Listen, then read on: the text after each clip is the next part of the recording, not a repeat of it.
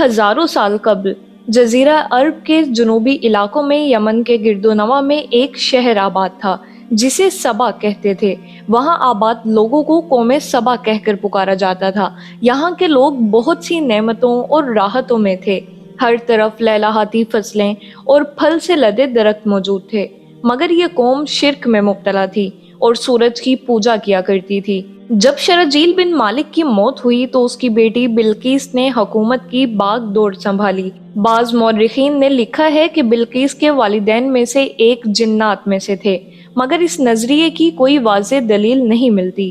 ملکہ بلقیس ایک قابل عورت تھی جس نے یمن پر 9 سال نہایت ہی خوبصورتی سے حکومت کی۔ دنیا کے بیشتر علاقوں میں جو تجارت ہوتی تھی وہ سبائیوں کے ہاتھ میں تھی۔ یہی وجہ تھی کہ یہ قوم نہایت ہی دولت مند تھی، مگر یہ وہ زمانہ تھا جب مشرق سے مغرب تک ایک عظیم بادشاہ کی طاقتور حکومت اور جاہ و جلال کا ڈنکا بجتا تھا، جسے تاریخ میں سلیمان ابن داؤد کے نام سے جانا جاتا ہے۔ بات ہو رہی ہے حضرت سلیمان علیہ السلام کی حکومت کی۔ اللہ تعالیٰ نے آپ کو پرندوں، ہواؤں، جنات اور سرکش شیطان پر بھی حکومت دی۔ پرندے اور جانور بھی آپ کے تابع تھے۔ ایک کمال کا پرندہ آپ کے ساتھ ہوا کرتا تھا جسے ہدہد کہتے ہیں۔ حضرت سلیمان علیہ السلام حضرت داؤد علیہ السلام کے فرزند ہیں۔ یہ اپنے مقدس باپ کے جانشین ہوئے اور اللہ تعالیٰ نے ان کو بھی نبوت اور سلطنت دونوں سعادتوں سے سرفراز فرما کر تمام روئے زمین کا بادشاہ بنا دیا، اور 40 برس تک آپ تخت سلطنت پر جلوہ گر رہے۔ جن و انسان، شیاطین اور چرندوں، پرندوں، درندوں، سب پر آپ کی حکومت تھی۔ سب کی زبانوں کا آپ کو علم عطا کیا گیا، اور طرح طرح کی عجیب و غریب صنعتیں آپ کے زمانے میں بروئے کار آئیں۔ روایت ہے کہ ایک مرتبہ حضرت سلیمان علیہ السلام جن و انس وغیرہ اپنے تمام لشکروں کو لے کر طائف یا شام میں وادی نمل سے گزرے، جہاں چونٹیاں بکثرت تھیں۔ تو چونٹیوں کی ملکہ جو مادہ اور لنگڑی تھی، اس نے تمام چونٹیوں سے کہا، اے چونٹیوں، تم سب اپنے گھروں میں چلی جاؤ، ورنہ حضرت سلیمان اور ان کا لشکر تمہیں بے خبری میں کچل ڈالے گا۔ چونٹی کی اس تقریر کو حضرت سلیمان علیہ السلام نے 3 میل کی دوری سے سن لیا اور مسکرا کر ہنس دیے۔ چنانچہ رب تعالیٰ نے قرآن مجید میں فرمایا، سورہ نمل آیت نمبر 18 اور 19، ترجمہ کنز ایمان، یہاں تک کہ جب چونٹیوں کے نالے پر آئے، ایک چونٹی بولی، اے چونٹیوں، اپنے گھروں میں چلی جاؤ، تمہیں کچل نہ ڈالیں سلیمان اور ان کے لشکر بے خبری میں۔ تو اس کی بات سن کر مسکرا کر ہنسا۔ اس واقعے اور اس آیت مقدسہ سے ہمیں معلوم ہوا کہ چونٹی کی آواز کو 3 میل کی دوری سے سن لینا یہ حضرت سلیمان علیہ السلام کا معجزہ ہے، اور اس سے معلوم ہوا کہ حضرات انبیاء کرام علیہ السلام کی بصارت اور سماعت کو عام انسانوں کی بصارت اور سماعت پر قیاس نہیں کر سکتے۔ اور چونٹی کی تقریر سے معلوم ہوا کہ چونٹیوں کا بھی یہ عقیدہ ہے کہ کسی نبی کے صحابی جان بوجھ کر کسی پر ظلم نہیں کر سکتے، کیونکہ چونٹی نے وَهُمْ لَا يَشْعُرُونَ کہا، یعنی حضرت سلیمان علیہ السلام اور ان کی فوج اگر چونٹیوں کو کچل ڈالیں گے تو بے خبری کے عالم میں اور لاشعوری طور پر ایسا کریں گے، ورنہ جان بوجھ کر ایک نبی کے صحابی ہوتے ہوئے وہ کسی پر ظلم اور زیادتی نہیں کریں گے۔ ناظرین، یوں تو سبھی پرندے آپ کے تابع فرمان ہیں، لیکن آپ کا ہدہد آپ کی فرما برداری اور خدمت گزاری میں بہت مشہور ہے۔ اسی ہدہد نے آپ کو ملک سبا کی ملکہ بلقیس کے بارے میں خبر دی تھی کہ وہ ایک بہت بڑے تخت پر بیٹھ کر سلطنت کرتی ہے، اور بادشاہوں کے شایان شان جو بھی سر و سامان ہوتا ہے وہ سب کچھ اس کے پاس ہے، مگر وہ اور اس کی قوم ستاروں کے پجاری ہیں۔ اس خبر کے بعد حضرت سلیمان علیہ السلام نے بلقیس کے نام جو خط ارسال فرمایا اس کو یہی ہدہد لے کر گیا تھا۔ چنانچہ قرآن کریم کا ارشاد ہے کہ حضرت سلیمان علیہ السلام نے فرمایا، تم میرا یہ خط لے کر جاؤ اور ان کے پاس یہ خط ڈال کر پھر ان سے الگ ہو کر تم دیکھو کہ وہ کیا جواب دیتے ہیں۔ چنانچہ ہدہد خط لے کر گیا اور بلقیس کی گود میں اس خط کو اوپر سے گرا دیا۔ اس وقت اس نے اپنے گرد امرا اور ارکان سلطنت کا مجمع اکٹھا کیا، پھر خط کو پڑھ کر لرزہ براندام ہو گئی اور اپنے اراکین سے یہ کہا، جس کا ذکر سورہ نمل کی آیت نمبر 29 تا 31 میں موجود ہے۔ ترجمہ کنز الایمان: اے سردارو، بے شک میری طرف ایک عزت والا خط ڈالا گیا، بے شک وہ سلیمان کی طرف سے ہے، اور بے شک وہ اللہ کے نام سے ہے جو نہایت مہربان رحم والا، یہ کہ مجھ پر بلندی نہ چاہو اور گردن رکھتے میرے حضور حاضر ہو۔ یہ خط سنا کر بلقیس نے اپنی سلطنت کے امیروں اور وزیروں سے مشورہ کیا تو ان لوگوں نے اپنی طاقت اور جنگی مہارت کا اعلان و اظہار کر کے حضرت سلیمان علیہ السلام سے جنگ کا ارادہ ظاہر کیا۔ اس وقت عقل مند بلقیس نے اپنے امیروں اور وزیروں کو سمجھایا کہ جنگ مناسب نہیں ہے، کیونکہ اس سے شہر ویران اور شہر کے عزت دار باشندے ذلیل اور خوار ہو جائیں گے، اس لیے میں یہ مناسب خیال کرتی ہوں کہ کچھ تحائف ان کے پاس بھیج دوں۔ اس سے امتحان ہو جائے گا کہ حضرت سلیمان صرف بادشاہ ہیں یا اللہ عز و جل کے نبی بھی ہیں۔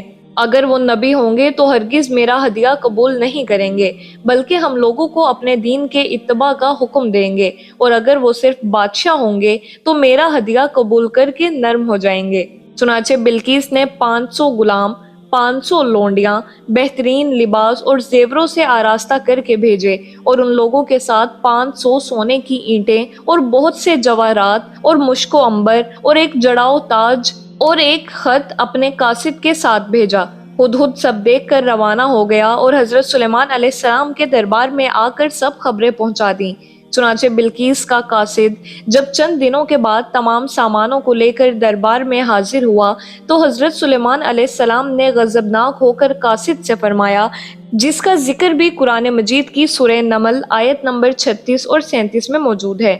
ترجمہ کنز الایمان: فرمایا، کیا مال سے میری مدد کرتے ہو؟ جو مجھے اللہ نے دیا وہ بہتر ہے اس سے جو تمہیں دیا، بلکہ تم اپنے تحفے پر خوش ہوتے ہو۔ پلٹ جاؤ ان کی طرف تو ضرور ہم ان پر وہ لشکر لائیں گے جن کی انہیں طاقت نہ ہوگی، اور ضرور ہم ان کو اس شہر سے ذلیل کر کے نکال دیں گے یوں کہ وہ پست ہوں گے۔ چنانچہ اس کے بعد جب قاصد نے واپس آ کر بلقیس کو سارا ماجرا سنایا تو بلقیس حضرت سلیمان علیہ السلام کے دربار میں حاضر ہو گئی، اور حضرت سلیمان علیہ السلام کا دربار اور یہاں کے عجائبات دیکھ کر اس کو یقین آ گیا کہ حضرت سلیمان علیہ السلام خدا کے نبی برحق ہیں اور ان کی سلطنت اللہ تعالیٰ ہی کی طرف سے ہے۔ حضرت سلیمان علیہ السلام نے بلقیس کو اپنے دین کی دعوت دی تو اس نے نہایت ہی اخلاص کے ساتھ اسلام قبول کر لیا۔ پھر حضرت سلیمان علیہ السلام نے بلقیس سے نکاح کر کے اس کو اپنے محل میں رکھ لیا۔ اس سلسلے میں ہدہد نے جو کارنامے انجام دیے وہ بلا شبہ عجائبات عالم میں سے ہیں، جو یقیناً حضرت سلیمان علیہ السلام کے معجزات میں سے ہی ہے۔ اور ملکہ سبا بلقیس کا تخت شاہی 80 گز لمبا اور 40 گز چوڑا تھا۔ یہ سونے، چاندی اور طرح طرح کے جواہرات اور موتیوں سے آراستہ تھا۔ جب حضرت سلیمان علیہ السلام نے بلقیس کے قاصد اور اس کے تحائف کو ٹھکرا دیا اور اس کو یہ حکم نامہ بھیجا کہ وہ مسلمان ہو کر میرے دربار میں حاضر ہو جائے، تو آپ کے دل میں یہ خواہش پیدا ہوئی کہ بلقیس کے یہاں آنے سے پہلے ہی اس کا تخت میرے دربار میں آ جائے۔ چنانچہ آپ نے اپنے دربار میں درباریوں سے یہ فرمایا، جس کا ذکر سورہ نمل آیت نمبر 38 اور 39 میں موجود ہے۔ ترجمہ کنز الایمان: سلیمان نے فرمایا، اے درباریوں، تم میں کون ہے کہ وہ اس کا تخت میرے پاس لے آئے قبل اس کے کہ وہ میرے حضور متی ہو کر حاضر ہو؟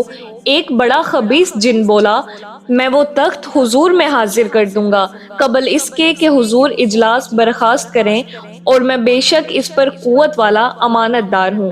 جن کا بیان سن کر حضرت سلیمان علیہ السلام نے فرمایا کہ میں یہ چاہتا ہوں کہ اس سے بھی جلد وہ تخت میرے دربار میں آ جائے۔ یہ سن کر آپ کے وزیر حضرت آصف بن خریار رضی اللہ تعالیٰ عنہ، جو اسم اعظم جانتے تھے اور ایک با کرامت ولی تھے، انہوں نے حضرت سلیمان علیہ السلام سے عرض کیا، جیسا کہ قرآن مجید میں ہے، سورہ نمل آیت نمبر 40، ترجمہ کنز الایمان: اس نے عرض کی جس کے پاس کتاب کا علم تھا کہ میں اسے حضور میں حاضر کر دوں گا ایک پل مارنے سے پہلے۔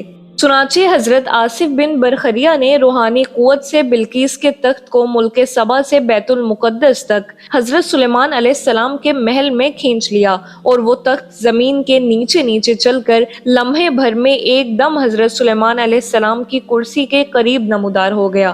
تخت کو دیکھ کر حضرت سلیمان علیہ السلام نے کہا، سورہ نمل آیت نمبر 40، ترجمہ کنز الایمان: یہ میرے رب کے فضل سے ہے تاکہ مجھے آزمائے کہ میں شکر کرتا ہوں یا ناشکری، اور جو شکر کرے وہ اپنے بھلے کو شکر کرتا ہے، اور جو ناشکری کرے تو میرا رب بے پرواہ ہے سب خوبیوں والا۔ اس قرآنی واقعے سے ثابت ہوتا ہے کہ اللہ تعالیٰ اپنے اولیاء کو بڑی بڑی روحانی طاقت اور قوت عطا فرماتا ہے۔ دیکھ لیجئے کہ حضرت آصف بن برخیہ رضی اللہ تعالیٰ عنہ نے پلک جھپکنے بھر کی مدت میں تخت بلقیس کو ملک سبا سے دربار سلیمان میں حاضر کر دیا اور خود اپنی جگہ سے ہلے بھی نہیں۔ اسی طرح بہت سے اولیاء کرام نے سینکڑوں میل کی دوری سے آدمیوں اور جانوروں کو لمحے بھر میں بلا لیا ہے، اور سب اولیاء کی اس روحانی طاقت کا کرشمہ ہے جو خداوند قدوس اپنے ولیوں کو عطا فرماتا ہے۔ اس لیے کبھی ہرگز اولیاء کرام کو اپنے جیسا نہ خیال کرنا اور نہ ان کے اعضاء کی طاقتوں کو عام انسانوں کی طاقتوں پر قیاس کرنا۔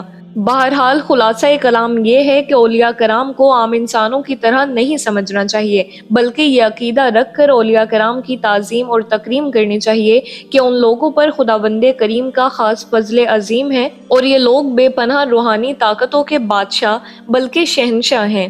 یہ لوگ اللہ عز و جل کے حکم سے بڑی بڑی بلائیں اور مصیبتیں ٹال سکتے ہیں۔ دعا ہے پروردگار پاک سے کہ اللہ پاک ہمیں تمام اولیاء کرام کی تعظیم اور تکریم نصیب فرمائے۔ آمین بجاہ النبی الامین۔